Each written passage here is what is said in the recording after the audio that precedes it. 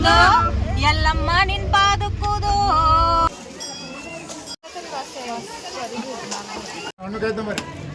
ನಮ್ಮ ಕಡೆ ಒಂದು ಮಾತೈತ್ರಿ, ಎಲ್ಲಾರ್ಗು ಎಲ್ಲಮ್ಮದಾಳ ಅಂಜಬೇಡ್ರಿ, ನಿಮ್ಮ ಕಷ್ಟಗಳನ್ನ ಪರಿಹರಿಸ್ತಾಳ ಅಂತ ಹೇಳ್ತಾರ.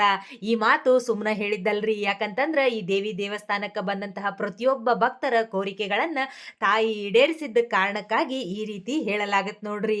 ಎಲ್ಲಮ್ಮ ಗುಡ್ದೊಳಗ ನೇರವಾಗಿ ನೀವು ದೇವಸ್ಥಾನಕ್ಕೆ ಹೋಗಿ ರೇಣುಕಾ ಎಲ್ಲಮ್ಮನ ದರ್ಶನ ಪಡಿತೀರನ್ರಿ. ಹೌದು, ಆ ರೀತಿ ಮಾಡಬಾರ್ದು. ಇಲ್ಲೇ ಕೆಲವೊಂದಿಷ್ಟು ನಿಯಮಗಳ ಪಾಲನೆಯನ್ನ ಮಾಡ್ಬೇಕಾಗತ್ತ.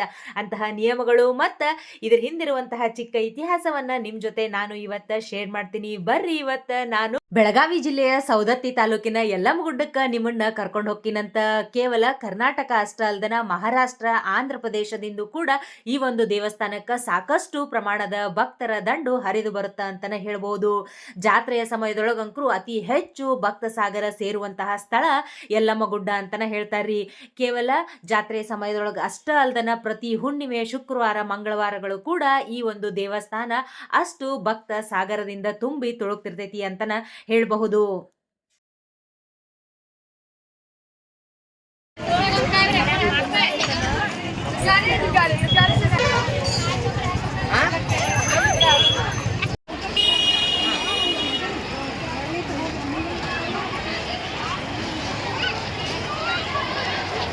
ಯಲ್ಲಮ್ಮಗುಡ್ಡಕ್ಕೆ ಹೋದಾಗ ನೀವು ಈ ತಪ್ಪನ್ನ ಮಾಡಕ್ ಹೋಗ್ಬೇಡ್ರಿ. ನೇರವಾಗಿ ದೇವಸ್ಥಾನಕ್ಕೆ ಹೋಗ್ಬಾರ್ದ್ರಿ. ಇಲ್ಲೇ ದೇವಸ್ಥಾನದ ಹಿಂಭಾಗದೊಳಗ ಸ್ವಲ್ಪ ಒಂದ್ 50 ಮೀಟರ್ ಅಂತರದೊಳಗ, ಅಥವಾ ನಿಮಗ್ ಗೊತ್ತಾಗ್ಲಿಲ್ಲ ಅಂತಂದ್ರೆ ಯಾರಿಗಾದ್ರೂ ಕೇಳಿದ್ರೆ ಹೇಳ್ತಾರ್ರಿ, ಇಲ್ಲೇ ಯನಗೊಂಡ ಅಂತ ಹೇಳಿ ಕರೀತಾರೆ. ಇಲ್ಲಿ ನೋಡಾಕ್ ಕುಂತಿರಲ್ರಿ, ಇದ ಯನಗೊಂಡ ಸ್ಥಳ.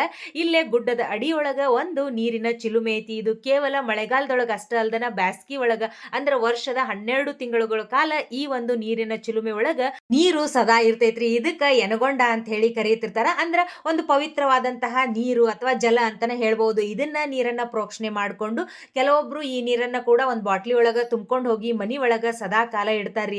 ಅಂದ್ರ ಶುಕ್ರವಾರ, ಮಂಗಳವಾರ ಅಥವಾ ಹುಣ್ಣಿಮೆ ದಿನದಂದು ಇಡೀ ಮನಿಗೆ ಈ ಒಂದು ಪವಿತ್ರವಾದಂತಹ ಜಲವನ್ನ ಪ್ರೋಕ್ಷಣೆ ಮಾಡೋದ್ರಿಂದ ದುಷ್ಟ ಶಕ್ತಿಗಳು ಹೊರಗೆ ಹೋಗ್ತಾವು, ಒಳ್ಳೇದಾಗತ್ತ ಅನ್ನೋದು ಅವರವರ ನಂಬಿಕೆಗೆ ಬಿಟ್ಟಿದ್ದು. ಮತ್ತೆ ನಾವು ಕೂಡ ಈ ರೀತಿ ಮಾಡ್ತೀವಿ ನೋಡ್ರಿ. ಇಲ್ಲೇ ಎನಗೊಂಡದ್ಮೇಲೆ ನೀರನ್ನ ತಗೊಂಡು ಕೈಕಾಲ್ ಮುಖ ತಕೊಂಡ್ಮೇಲೆ ನೆಕ್ಸ್ಟ್ ನೀವು ಪರಶುರಾಮನ ದೇವಸ್ಥಾನಕ್ಕ ಬರ್ಬೇಕು ನೋಡ್ರಿ.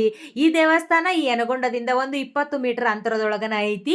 ಈ ಪರಶುರಾಮ ಯಾರು ಅಂತಂದ್ರ ಜಮದಗ್ನಿ ಹಾಗೂ ಶ್ರೀ ರೇಣುಕಾ ಯಲ್ಲಮ್ಮ ದೇವಿಯವರ ಮಗ ನೋಡ್ರಿ.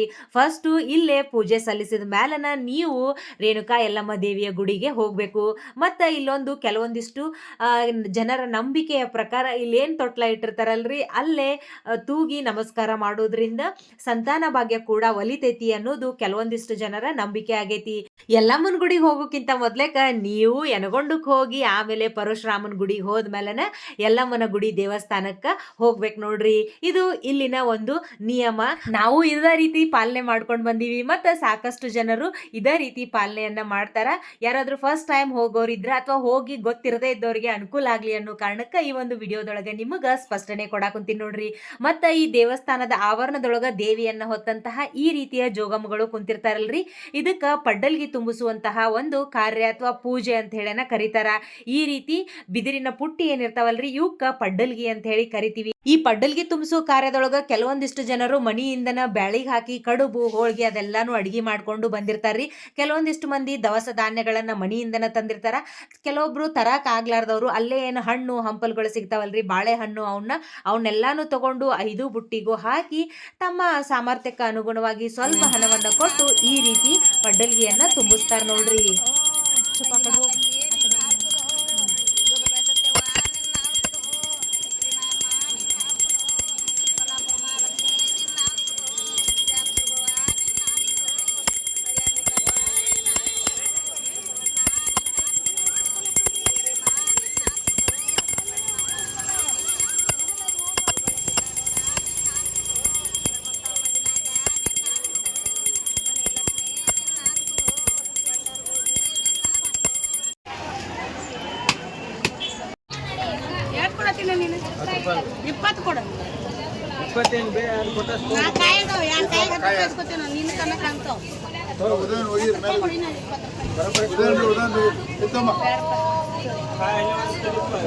ಮನಿ ಬರ್ತೇವೆ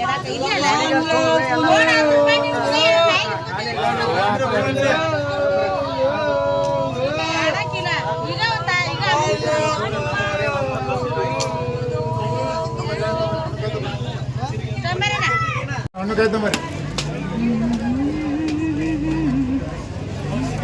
ಭಾಳ ಹಚ್ಬಾರ್ದು ಸ್ವಲ್ಪ 4 ಬೇಡ 3 ಪೀಸ್ ಹೋಗಿ